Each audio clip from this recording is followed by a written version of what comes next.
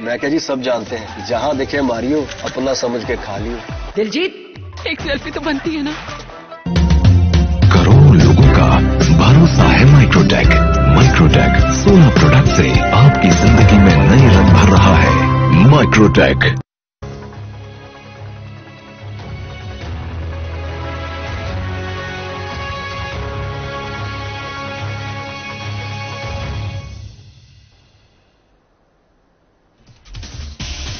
सरायपाली पहुंचे मंत्री ताम्रध्वज साहू और कांग्रेस नेता दीपक बैल। संकल्प शिविर का किया गया आयोजन। मौके पर बीजेपी सरकार पर जमकर साधा निशाना।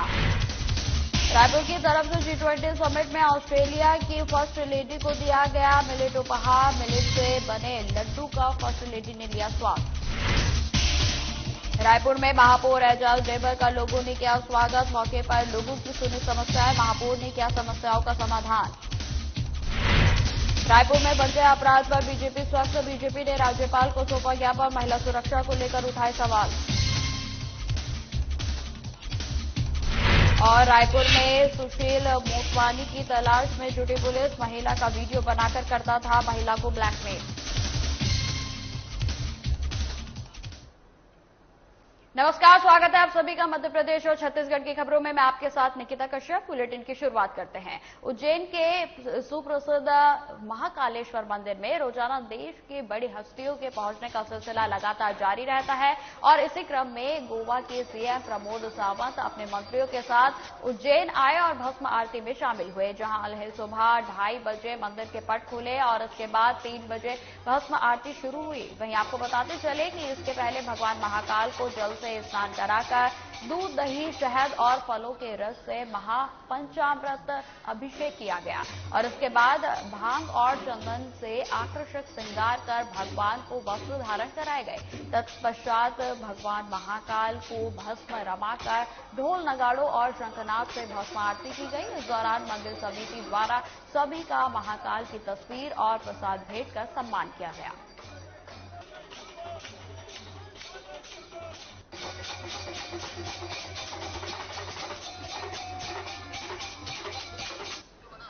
तो आपको बता दें कि उज्जैन महाकालेश्वर मंदिर में लगातार बड़ी बड़ी हस्तियों का सिलसिला जो है वो लगा रहता है और जो बाबा महाकाल के दर्शन के लिए दूर दूर से जो है लोग यहां पर आते हैं। वहीं आपको बता दें कि इसी क्रम में गोवा के सीएम प्रमोद सावंत अपने मंत्रियों के साथ उज्जैन आए और भस्म आरती में शामिल हुए, जहां सुबह 2:30 बजे मंदिर के पट खुले और उसके बाद 3 बजे भस्म आरती शुरू हुई। वहीं आपको बता दें कि इस दौरान तमाम भक्तगण जो है वो मौजूद रहे और मंदिर परिसर जो है बाबा महाकाल के जयकारों से पूरे तरीके से गूंजयमान रहा। वहीं आपको बताते चले कि भगवान महाकाल को जल स्नान कराकर दूध, दही, शहद और फलों के रस से महापंचामृत अभिषेक किया गया और उसके बाद भांग और चंदन से आकर्षक श्रृंगार कर भगवान को वस्त्र धारण कराए गए। तत्पश्चात भगवान महाकाल को भस्म आरती कर ढोल, नगाड़ों और शंखनाद से भस्म आरती की गई और जिसमें सभी श्रद्धालुओं ने जो है बढ़ चढ़कर हिस्सा लिया और जिसकी तस्वीरें इस समय हम आपको दिखा रहे हैं।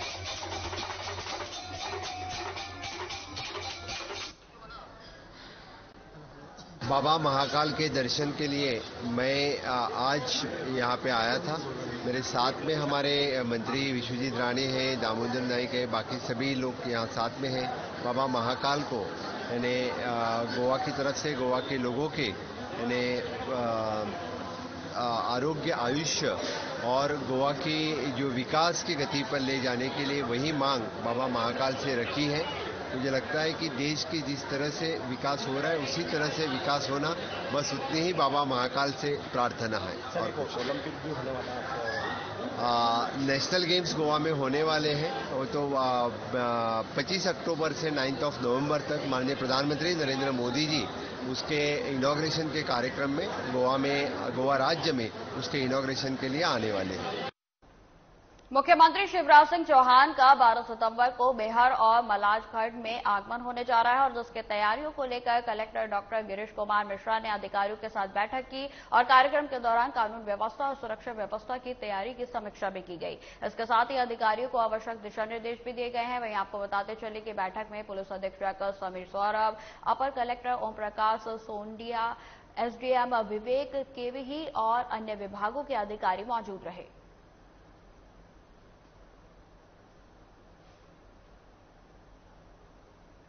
अब खबर सीहोर से है, जहां एक अखबार का प्राइड अवार्ड जो है वो कार्यक्रम में कृषि मंत्री कमल पटेल ने शिरकत की। वहीं आपको बता दें कि इस दौरान कृषि मंत्री ने कहा कि समाज के हित में उत्कृष्ट कार्य करने वाले लोगों को प्रोत्साहित करने से उनका मनोबल बढ़ता है और साथ ही अन्य नागरिकों में भी सामाजिक समरसता और सामाजिक हित के लिए कुछ करने की भावना पैदा होती है। उन्होंने यह भी कहा कि इस सम्मान समारोह में उन सभी लोगों का सम्मान किया जा रहा है जो बिना किसी लोभ या लालच के निस्वार्थ सामाजिक कार्य करते हैं। इस अवसर पर कृषि मंत्री कमल पटेल, कथावाचक पंडित प्रदीप मिश्रा, विधायक सुदेश राय, नगर पालिका अध्यक्ष प्रिंस राठौर ने उत्कृष्ट कार्य करने वाले नागरिकों को शॉल और श्रीफल भेंट कर सम्मानित किया और इस अवसर पर अपर कलेक्टर वृंदावन सिंह सहित अनेक सामाजिक कार्यकर्ता, जनप्रतिनिधि और गणमान्य नागरिक मौजूद रहे।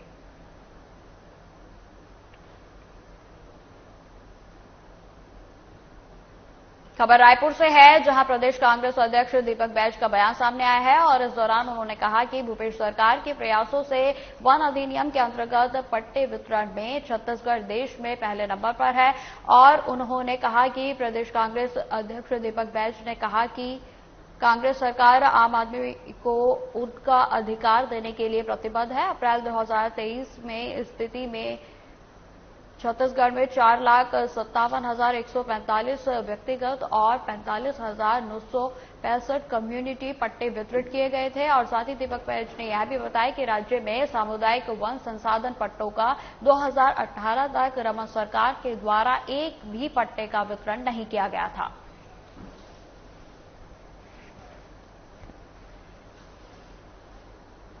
धार जिला मुख्यालय के विवादित स्थल भोजशाला में वाग्देवी की प्रतिमा प्रकट होने के बारे में सोशल मीडिया पर वायरल वीडियो ने जिला प्रशासन के लिए मुश्किलें खड़ी कर दी हैं। हालांकि उस प्रतिमा को जिला प्रशासन ने किसी और महफूज स्थान रख दिया है। वहीं आपको बता दें कि ताकि धार नगर की फिजा कोई नुकसान ना हो। वायरल वीडियो को देखकर नगर की जनता भोजशाला पहुंचने लगी और वहां भीड़ भी एकत्रित हो गई। इस भोजशाला में हिंदू संगठनों ने पूजा अर्चना भी शुरू कर दी है। इधर एसडीएम पटेल रोशनी पाटीदार ने भोजशाला में जाकर इसकी जांच कर भोपाल से आदेश आने पर कार्रवाई करने की बात कही। वहीं जिला प्रशासन ने जनता से अपील की है कि वह किसी प्रकार की अफवाहों पर ध्यान न दे।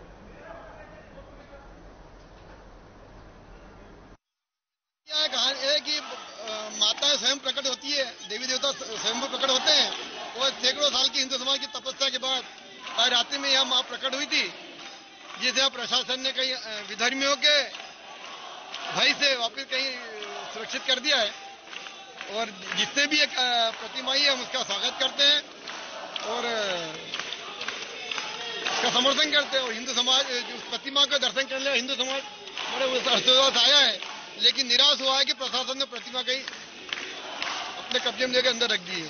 प्रशासन ने अपने मांग करी है कि राजा भोज के 1000 साल बाद पुनः किसी राजा भोज की आत्मा ने प्रतिमा स्थापित की है, तो हम उसकी भावना का समर्थन करते हैं। प्रतिमा को सम्मानित करें ताकि हिंदू समाज माँ का दर्शन कर सके। माँ वाग्देवी आज हमारे सामने प्रकट हुई और प्रशासन ने जिस प्रकार से 6 बजे सुबह उसको यहाँ से कहीं भी आंदोलन करा है और ये हमें मालूम पड़ जाएगा कहाँ है, उसके लिए प्रशासन से चेतावनी देता हूँ। जहाँ भी मूर्ति है वो वापस यहाँ लाकर रखे, नहीं तो बहुत बड़ा आंदोलन होगा, क्योंकि धार की जनता अब यह कभी बर्दाश्त नहीं करेगी। जो माँ वाग्देवी हमें प्राप्त हुई है, जिनने हमें दर्शन देने के लिए प्रकट हुई थी, उसे कहीं ले जाकर रखा गया। जिस प्रकार से जो करा गया वो गलत है और उसके लिए हमारे बहुत इनका विरोध करते हैं। अतः मेरा निवेदन है कि शांतिपूर्ण माँ वाग्देवी को वापस यहाँ लाकर रखे और नहीं तो बहुत बड़ा आंदोलन होगा, जैसा कि 2002 में सत्याग्रह पर लाठीचार्ज हुआ था और उसके बाद 2003 में जो धार की स्थिति बिगड़ी थी। खाद्य पुरातत्व विभाग की टीम स्थित गौशाला परिसर के बाहर तार फेंसिंग को अज्ञात असामाजिक तत्वों द्वारा रात्रि में काटा गया। उक्त स्मारक में मूर्ति रखने का प्रयास किया गया।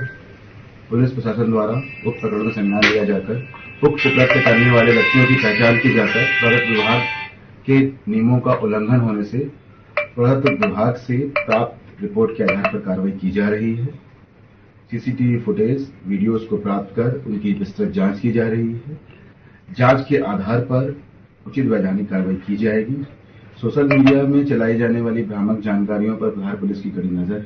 कृपया कोई भी भ्रामक जानकारी पर लाइक, कमेंट या छिंदवाड़ा में आयोजित पंडित प्रदीप की 5 दिवसीय कथा का आज समापन हुआ है। वहीं आपको बता दें कि इस आयोजन को राजनीतिक बताने पर पंडित प्रदीप मिश्रा ने व्यासपीठ से कहा कि किसी को इस 5 दिन की कथा में यदि कहीं भी राजनीति नजर आए तो हमें बताना। उन्होंने कहा कि जो व्यक्ति कथा लेने के लिए इंदौर आ सकते हैं, बार बार आमंत्रण दे सकते हैं, उनको राजनीति करने के लिए धर्म के मंच की आवश्यकता नहीं है, और भी मंच मिल सकते हैं। पंडित प्रदीप मिश्रा ने यह भी कहा कि सिर्फ छिंदवाड़ा वासियों को ये कथा नहीं मिली है, बल्कि हमें भी छिंदवाड़ा के लाखों शिव भक्तों के दर्शन का सौभाग्य मिला है। ये कथा राजनीति की है। हमने कहा कहीं तुमको राजनीति नजर आ रहा है 5 दिन में, तो हमको जरूर बताना कि राजनीति की है। जो व्यक्ति कथा लेने के लिए इंदौर आ सकते हैं, जो व्यक्ति कथा के लिए बार बार फोन लगा सकते हैं, जो व्यक्ति कथा के तत्व को पाने के लिए छिंदवाड़ा नगर के लिए, क्षेत्रवासियों के लिए कथा ला सकते हैं, उनको राजनीति के लिए केवल के धर्म का मंच नहीं और भी मंच प्राप्त हो सकते हैं। छिंदवाड़ा की जनता की ओर से, प्रदेशवासियों की ओर से, देशवासियों की ओर से आपको धन्यवाद देता हूं कि आपकी आवाज, छिंदवाड़ा की आवाज देश भर में, संसार में आई। छिंदवाड़ा आज और महान बना है। आपने छिंदवाड़ा को और महान बनाया है। जो आपकी आवाज सुन रहा है, आपकी कथा सुन रहा है देश भर में, उसने कभी शायद छिंदवाड़ा का नाम भी नहीं सुना हो, आज वो छिंदवाड़ा मशहूर है। तो मैं आपका बहुत बहुत धन्यवाद करता हूं सबकी ओर से। मैं पुलिसकर्मियों से, सब सेवादारों से धन्यवाद करता हूं कि हमारा सफल कथा पर एक अंत में आपसे निवेदन करता हूं। ये तो आप कह रहिए आगामी दिन से, ये तो आप कह रहिए जल्दी आएंगे, आते रहेंगे, कभी हमें कथा नहीं होगी। आप सबका बहुत। छत्तीसगढ़ में मुख्यमंत्री भूपेश बघेल की अध्यक्षता में एक विशेष बैठक आयोजित की गई और जिसमें छत्तीसगढ़ के किसानों का धान 1 नवंबर से खरीदने का निर्णय लिया गया। वहीं आपको बता दें कि प्रति एकड़ 20 क्विंटल धान खरीदने का भी बड़ा फैसला किया गया है और इसके साथ ही बैठक में यह भी तय किया गया कि इस वर्ष धान खरीदी केंद्रों की भी संख्या में पर्याप्त वृद्धि की जाएगी और जिससे कि धान उत्पादक किसानों को अपना धान बेचने में किसी भी तरीके की दिक्कत का सामना न करना पड़े। पूर्व मुख्यमंत्री कमलनाथ के गढ़ छिंदवाड़ा के अमरवाड़ा विधानसभा के ग्राम सिंगोड़ी राजोला से आज सैकड़ों की संख्या में ग्रामीण युवा नेता विनय भारती से मिलने उनके आवास स्थान पर पहुंचे, जहां पर सैकड़ों युवाओं ने अपनी अपनी बात रखी और जिससे नव युवकों में भी जो है खासा उत्साह इस दौरान देखने को मिला। युवाओं ने नेता विनय भारती के प्रति एक नया ट्रिक देखने को मिला है। वहीं आपको बता दें कि जहां युवकों के द्वारा स्वयं की निधि से हजारों पैम्पलेट बनवाकर चारों तरफ लगवाए गए और इससे एक अच्छा खासा प्रभाव जो है वो पड़ता हुआ दिखाई दे रहा है। और जनता जो है बिल्कुल परेशान है, नया चेहरा देखना चाहती है।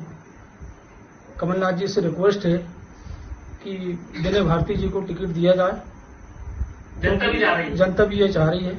हम ये कहेंगे कि परिवर्तन होना चाहिए और इस बार नए चेहरा आना चाहिए। हमारी भी मांग है और युवक की मांग है कि नए चेहरे आने चाहिए। हम ये कहना चाह रहे हैं आप लोगों से। विनय भैया को विजय बनाना चाहते हैं, नए युवक को विजय बनाना चाहते हैं। और हम लोग सब रजोले से आए हुए हैं और माननीय विनय भैया जी को मतलब टिकट चाहिए, मतलब हमको बदलाव चाहिए और मतलब हम परिवर्तन चाहते हैं और मतलब हमारी जो टीम है वो आगे काम करेगी और निरंतर।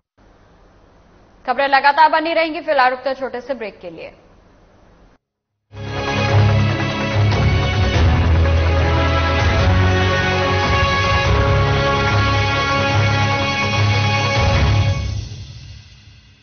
श्री रामचंद्र कृपा ये मन लाई तो दिनों मान बांध के रखे, बिजली बिल नहीं आई याद है लाइटों नहीं पुतावन देवते बिजली बिल बाहर क्या है तेकर काका आभारी ओकर काका नहीं दाई आधा बिजली बिल तो मोर काका भारत है आई मनोहर है ए डोकरी दाई ना काका मतलब मुख्यमंत्री भूपेश बघेल जे 400 यूनिट तक के आधा बिजली बिल माफ कर देवा थे। ये देख ले आँखी भर भर ले केला धर और रामायण लपड़ परहित सरिस धर्म नहीं भाई पर पीड़ा सम नहीं अधमाई। छत्तीसगढ़ सरकार, भरोसे की सरकार।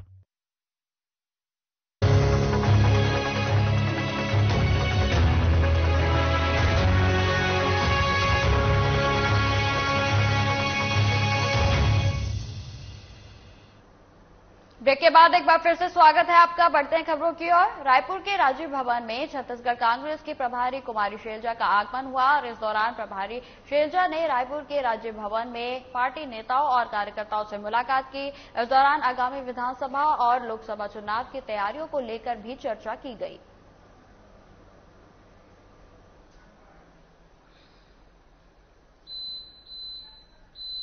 खबर रायपुर से है, जहां प्रगति यात्रा के माध्यम से महापौर एजाज डेबर ने अपने निर्वाचित वार्ड नंबर 46 मौलाना अब्दुल रऊफ वार्ड का दौरा किया और इस यात्रा के दौरान महिलाओं ने महापौर का विभिन्न स्थानों पर फूलमाला पहनाकर भव्य स्वागत किया। वहीं इस यात्रा के अवसर पर गांधीनगर, नेहरू नगर और बेजनाथ पारा सहित वार्ड के कई क्षेत्रों में लोगों से यात्रा के माध्यम से संवाद किया गया। वहीं आपको बता दें कि उनकी दैनिक समस्याओं से अवगत हुए और कुछ जगहों पर पानी की समस्याओं को लेकर जो लोगों ने महापौर को जानकारी दी, जिस पर संज्ञान लेते हुए महापौर ने जल्द से जल्द पानी की सप्लाई सुनिश्चित करने के आदेश दिए।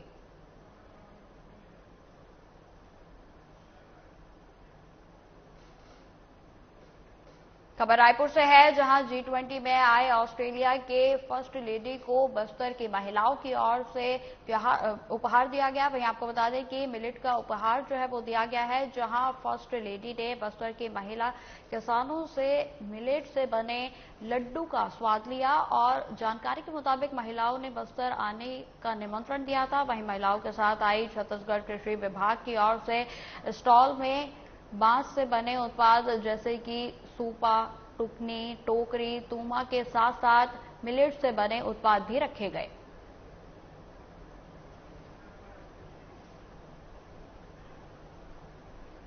खबर सरायपाली से है, जहां पर छत्तीसगढ़ कांग्रेस और सरकार संकल्प शिविर के माध्यम से आगामी विधानसभा चुनाव में फिर से छत्तीसगढ़ में कांग्रेस पार्टी की सरकार बनने के लिए लोगों से संकल्प करवा रही है। वहीं आपको बता दें कि इसी कड़ी में सरायपाली में आयोजित संकल्प शिविर में प्रदेश कांग्रेस कमेटी के अध्यक्ष दीपक बैज और महासमुंद जिले के प्रभारी मंत्री और लोक निर्माण मंत्री ताम्रध्वज साहू पहुंचे, जहां पर सरायपाली के नई मंडी प्रांगण में आयोजित संकल्प शिविर में गृह मंत्री ताम्रध्वज ने बीजेपी सरकार को आड़े हाथों लेते हुए कहा कि पूर्व की बीजेपी सरकार ने लोगों के साथ धोखा किया है, समर्थन मूल्य में धान खरीदी करने और बोनस देने का झूठा वादा किया। वहीं उन्होंने यह भी कहा कि इस सरकार को जनता जवाब देगी।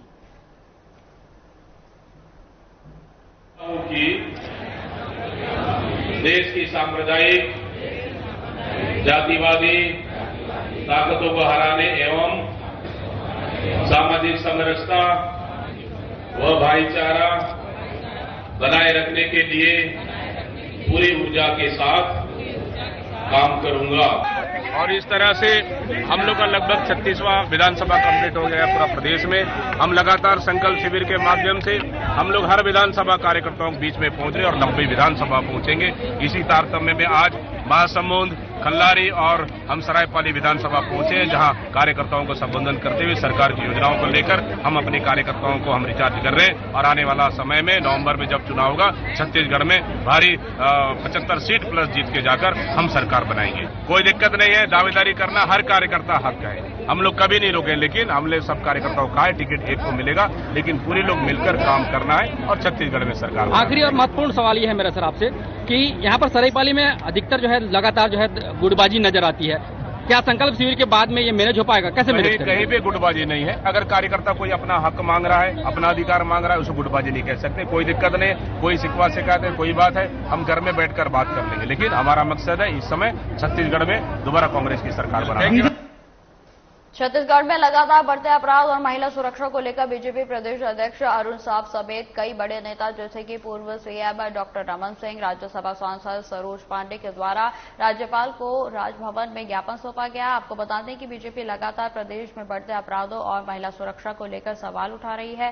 बीते दिनों 2 बहनों के साथ हुए अमानवीय अपराध को लेकर बीजेपी लगातार कांग्रेस को घेरने में लगी है और साथ ही बीजेपी के द्वारा प्रदेश में परिवर्तन यात्रा को लेकर भी प्रदेश अध्यक्ष अरुण साव के द्वारा राज्यपाल से सुरक्षा के विषय में चर्चा की गई। अभी विगत दिनों मैंने 9 प्रश्न खड़ा किए थे कांग्रेस पार्टी के राष्ट्रीय अध्यक्ष जी से। वो उन प्रश्नों से भागते रहे, उन्होंने उन प्रश्नों पर कोई जवाब नहीं दिया। आज उन्होंने कहा कि हम कांग्रेस के इस प्रदेश को हम एक मॉडल के तौर पर पूरे प्रदेश में बताएंगे। मैं कांग्रेस पार्टी के राष्ट्रीय अध्यक्ष जी से पूछना चाहती हूं कि छत्तीसगढ़ में जो ये घटनाएं घट रही हैं, कानून व्यवस्था की स्थिति है, बलात्कार की घटना है, हत्या की घटना है, इसको मॉडल के तौर पर वो देश में बताएंगे कि नहीं बताएंगे? क्योंकि उन्होंने कहा कि छत्तीसगढ़ बहुत अच्छा काम कर रहा है तो हम इसे बताएंगे। वो इसे भी मॉडल के तौर पर उन्हें बताना चाहिए, मेरा ऐसा कहना है। 23 तारीख को प्रियंका गांधी जी आ रही हैं, महिला सम्मेलन कह रही हैं और उन्होंने कहा था कि लड़की हूं, लड़ सकती हूं। यहाँ की बच्चियों के लिए लड़ेंगी या वो एक केवल जुमला था? यहाँ की बच्चियां हैं या नहीं? छत्तीसगढ़ की बच्चियों के लिए वो लड़ेंगी कि नहीं लड़ेंगी? महिला सम्मेलन में वो आ रही है, मैं इस प्रश्न को खड़ा करती हूँ। अपराधियों के हौसले बुलंद हुए हैं, उसको लेकर राज्यपाल से हमने पार्टी की चिंता व्यक्त की है। आज हमारी बहू बेटियां सुरक्षित नहीं है। जिस प्रकार से रक्षाबंधन के दिन 2 बेटियों के साथ सामूहिक बलात्कार की घटना होती है, सुकमा में 6 साल की बेटी के साथ अनाचार होता है, ऐसे लगातार घटनाएं हम बहू बेटियों के साथ हो रहा है और सरकार हाथ पर हाथ धरे बैठी है।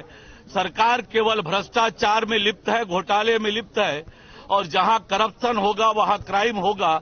अब ये सरकार कानून व्यवस्था की स्थिति संभालने में नाकाम रही है। उसी को लेकर आज राज्यपाल को हमने ज्ञापन दिया है कि वे सरकार को कड़ाई से निर्देश दें कि राज्य में कानून व्यवस्था की स्थिति ठीक करे। आज जो छत्तीसगढ़ की स्थिति है और जो चिंताजनक हालात होते जा रहे हैं, कानून की व्यवस्था जितनी जर्जर हो गई है कि खुलेआम दिन दहाड़े लूट, हत्या और बलात्कार।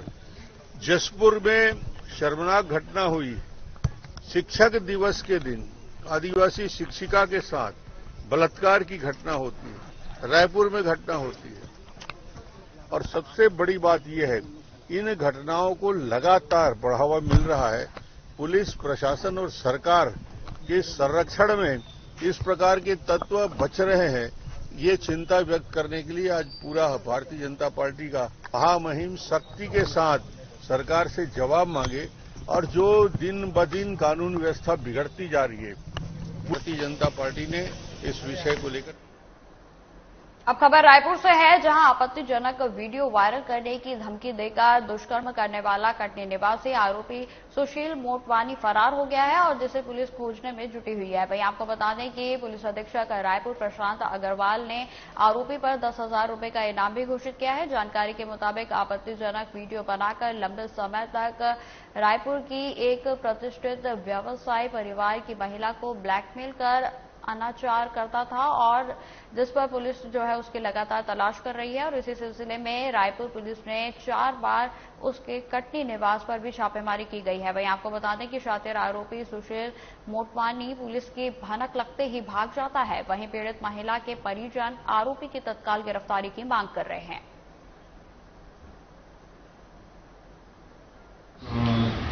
विवेचना की जा रही थी और इसमें चार्जशीट पुटअप कर दिया गया है। मामले का आरोपी फरार है, उसके खिलाफ वारंट भी जारी हुई है। अभी रिसेंटली एक टीम वहां जाके 3 दिन स्टे करके दबिश दी है और इसको गिरफ्तार करने का प्रयास किया जा रहा है। इस मामले में 10,000 रुपये इनाम घोषणा आरोपी की हुई है। टीम अलग अलग समय पर यहाँ जाके रेड करी है और गिरफ्तारी का प्रयास अभी भी जारी है। अब खबर कवर्धा से है, जहां पर मंत्री मोहम्मद अकबर ने ऊर्जा पार्क में जिले के नगरपालिका, नगर पंचायत और ग्रामीण अंचलों में 1200 वाट्स के मीटर क्षमता के करीब 10 करोड़ से ज्यादा की लागत से 215 सोलर हाई माइंस लाइट जो है माफ कीजिए मास्क लाइट की स्थापना को लेकर भूमि पूजन किया गया। आपको बता दें कि इससे नगर और गांव के चौक चौराहों पर सोलर लाइट से रोशन होंगे। और इस दौरान मोहम्मद अकबर ने कहा कि कबीरधाम जिला सबसे ज्यादा और हाई मास्क लाइट लगाने वाला जिला बन गया है। सोलर योजना के तहत किसानों को सोलर पंप का भी लाभ दिया जा रहा है।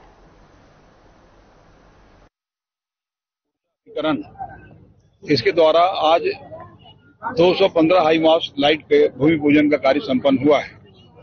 142 करोड़ का काम अब तक इस विभाग के द्वारा यहां कवर्धा जिले में हुआ है और जो कि पूरे राज्य में सबसे अधिक है। जब देर रात यदि किसी गांव में जाना होता है तो मेन चौक चौराहे में अक्सर हर गांव में नजर आता है सोलर हाई मास्क लाइट। कई बार तो ये होता है कि बहुत से लोग वहां गांव के रात को समय बिताने के लिए भी बैठ जाते हैं। तो बहुत ही अच्छा काम यहाँ अक्षय। फिलहाल इस बुलेटिन में इतना ही। खबरों की और भी जानकारी के लिए बने रहें हमारे साथ। नमस्कार।